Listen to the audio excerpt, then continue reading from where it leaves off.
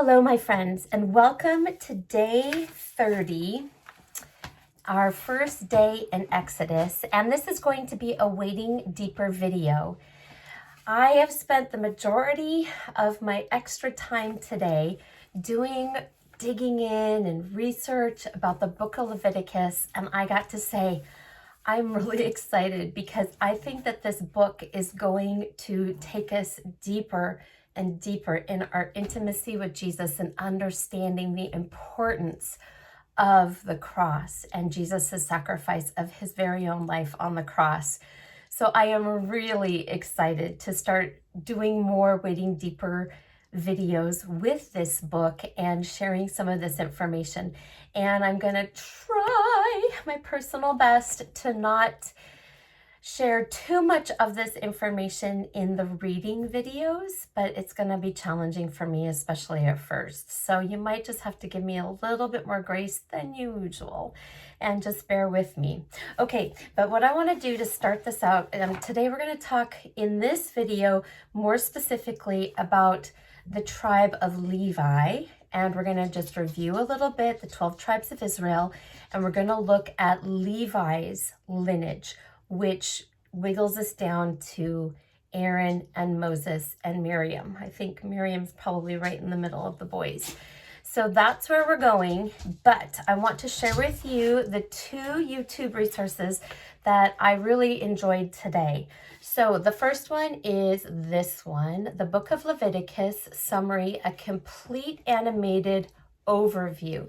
And this is by the Bible Project people, and I'm sure a lot of you are familiar with this outfit, the Bible Project.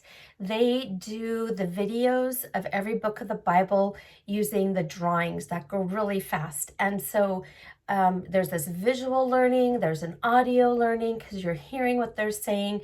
But this really, really helped me kind of have a map of where we're going to be going in the book of Leviticus and the why that's kind of important. And so I would highly recommend that you take the time to watch this one. And if you have young kiddos, this would be very appropriate. If I remember correctly, there's nothing in here that is not cool for little kids to hear. So they could totally hear this one. All right, the second resource that I watched today was the complete story of the book of Leviticus like you've never seen it before. And I can guarantee it's like you've never seen it before because I can only imagine that the majority of us have never seen anything really about the book of Leviticus, because I dare say it is definitely one of those books that I think people go Genesis, Exodus, Leviticus, Numbers. Well, Numbers might even be the same way. Genesis, Exodus, Leviticus, Deuteronomy. And I fear that Leviticus and Numbers have received many times the short end of the biblical stick. But I think that after watching this video, I am pumped about Leviticus, because I think that Leviticus, after watching this video, the perspective of the fingerprints of God and the foretelling of Jesus's coming, and Leviticus just like is a neon sign pointing to the coming Messiah and his death upon the cross. It's like, boom, boom, boom. This is why we need Jesus. So I would recommend watching this one. I think the images are AI generated, and the man's voice, he's got the very good English accent voice going. I don't know if that's like an AI thing too, that's reading the text that someone else wrote, but I don't know. I really like that voice. This is a little bit more heady. This is more kid related, but this one, I just do this one on your own. But do not be daunted by the fact that this one is 35 minutes. This is a great, great perspective mindset of the book of Leviticus, okay? So that's that, and I am going to refer to these guys in our reading video today because I think some people just listen to the reading video and I don't want anyone to miss this. So this is this. Okay, so Let's just review a little bit of family lineage because this is brilliant and this is very important. If you remember, we have our 12 tribes of Israel: Abraham, Isaac, Jacob. Jacob wrestles with an angel. His name is changed to Israel. He has 12 sons from 4 different women. And these 12 sons become the 12 tribes of Israel. All right. His first wife, he got tricked into marrying Leah. But what I am loving is how God is blessing Leah, because out of Leah's 6 kiddos, there's one more, her son Judah carries the kingly lineage which travels all the way to Jesus and Jesus's line. And then another one of her sons, Levi, carries the priestly lineage which travels down to Aaron and his brother Moses. Okay, so out of her 6 kiddos, 2 of them have some highly important family descendant honor, is the word I think I'll use. And I love how God blesses Leah and honors her, even though her father did the big old trickarooski on poor old Jacob. And I don't know, I just think it's neat how God really honors her that way. Okay, so then Leah's maidservant Bilhah, and then Rachel's maidservant Zilpah was the 3rd gal that Jacob had children with. Then Leah gets another extra woohoo 2 boys, and that adds up to the 6. And then Rachel rounds it out with her 2 boys, Joseph and Benjamin. So let's just review the 12 tribes of Israel. All right. Leah, Reuben, Simeon, Levi, Judah. We're talking about Levi today, so he's the 3rd oldest. Bilhah had Dan, Naphtali. Zilpah had Gad and Asher. Leah then has Issachar and Zebulun, and Rachel rounds it out with Joseph and Benjamin. Now, I thought of a way for me to remember Dan, Naphtali, Gad, and Asher. So if you take Dan and Gad, they're both 3-letter names. Okay, this is a brain hook that works in my brain. 3-letter names, and D comes before G in the alphabet. If you were to alphabetize the 2 boys, Dan comes first. So we have Reuben, Simeon, Levi, Judah. And then we've got the 2 groups of boys that have the 3 names: Dan, Naphtali, Gad, Asher. All right, then we go back to Leah, Issachar, Zebulun, and then we round it out with Rachel at the end. And those are pretty easy because their names are kind of popular today: Joseph and Benjamin. Okay, so here's what we've got going. Let's see here. Okay, let me get a little pointer to show you. So we've got all the 12 tribes across the top here. And the priestly line comes down through Levi.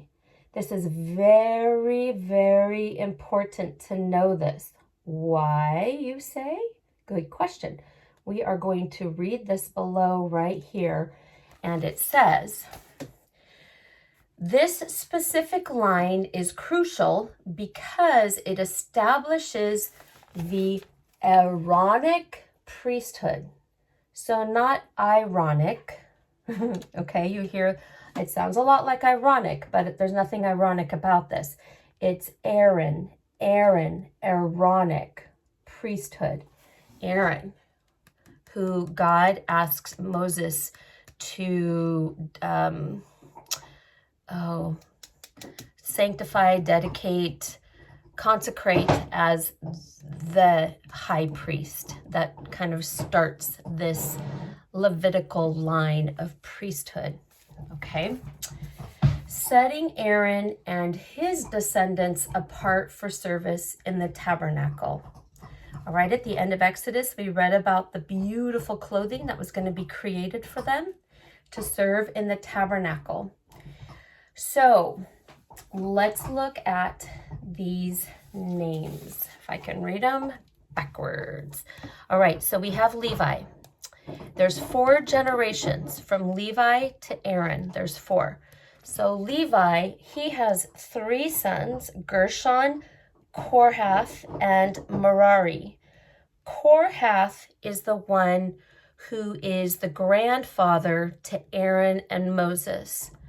And I was thinking about this when Moses' mama had to put him in the little basket in the Nile River and the princess saw him. I wonder if Kohath was alive at that point, and I wonder if it was hard on his heart to see his little grandson have to be put in a basket. I just wondered, just wondered.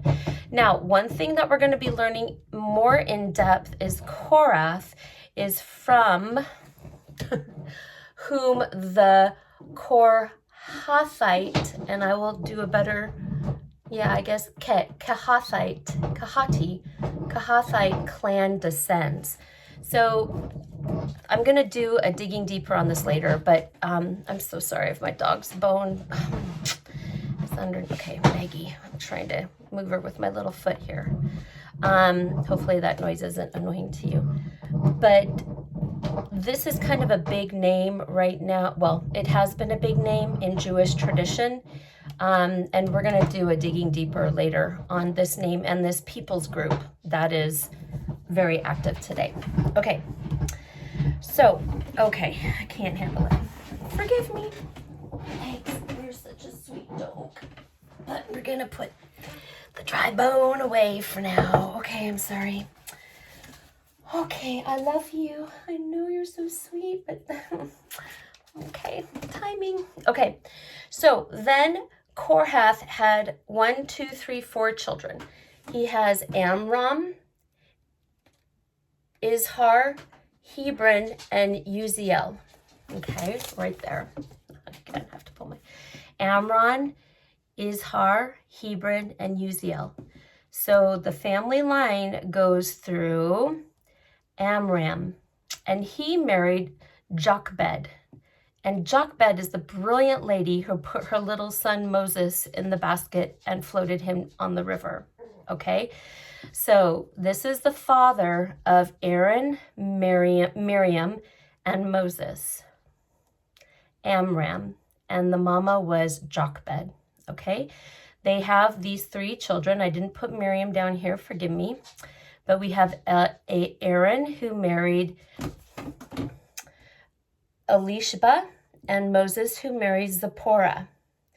Now, Aaron and Elisheba have 4 children. They have Nadab, Abihu, Eleazar, and Phinehas. And what we're going to read soon is that Nadab and so sorry, Abihu end up not following one of the guidelines. They get really kind of flippant with the holiness of God in the tabernacle, and they go in to where the glory is, and they're just vaporized. Yeah, bad choice. So then what ends up happening is, oh, I'm so sorry. I didn't mean to say Phinehas. This is the 4th brother right here. Eleazar and Ithamar. Yes. Okay, but Eleazar then has a son, Phinehas, and that's where the line gets carried through. Okay? Now, you're like, well, what about Moses' children? Well, Zipporah and Moses had Gershom and Eleazar. They had 2 boys. But Moses' children are not mentioned as inheriting his leadership, as his sons did not succeed him in office. So kind of at the end with Moses and his passing on, his line, per the research that I found today, kind of just, it's, I don't think it gets integrated too much into the story, but Aaron's sure does. Moses' wife and sons were sent back to her mother Jethro.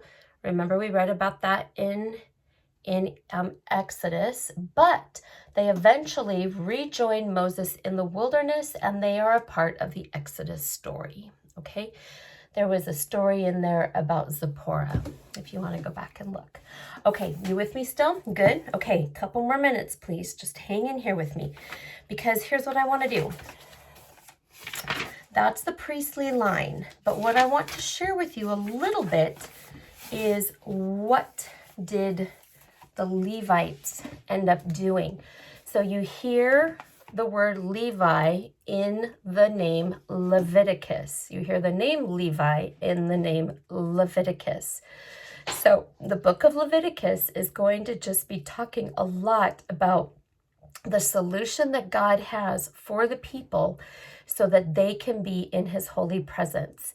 Now, I would like you to listen to this, okay? Here we go. Please remember that the tribe of Levi did not receive a specific land inheritance as they served as priests, the Kohanim for all the tribes. All right? So all 11 of the other tribes ended up receiving land inheritance in the land of Israel, but not the Levites, okay? The Levites are the Jewish priestly class defined as direct patrilineal, and that means through the father, descendants of Aaron, the brother of Moses from the tribe of Levi.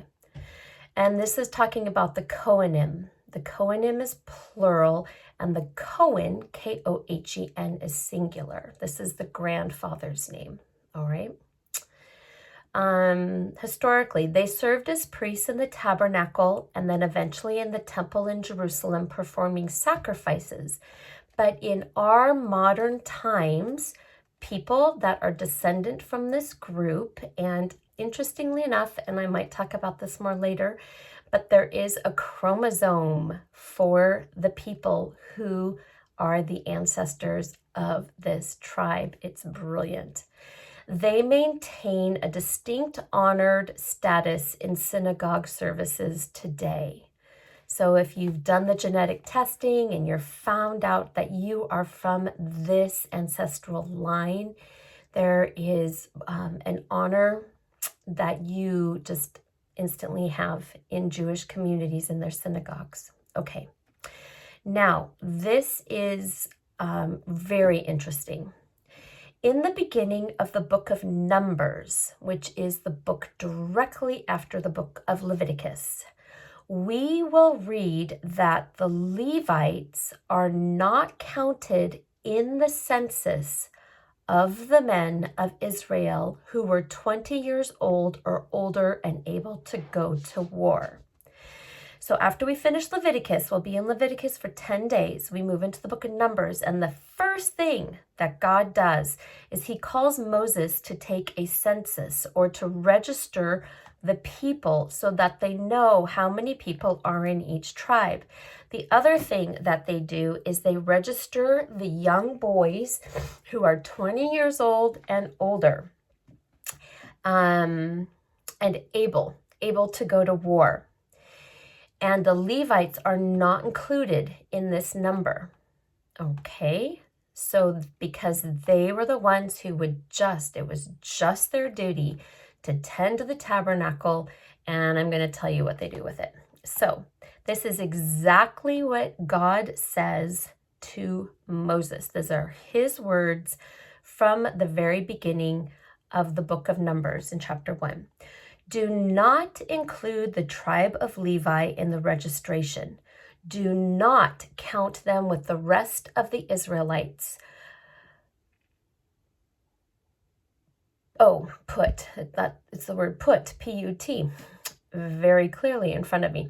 Put the Levites in charge of the tabernacle of the covenant, along with all its furnishings and equipment.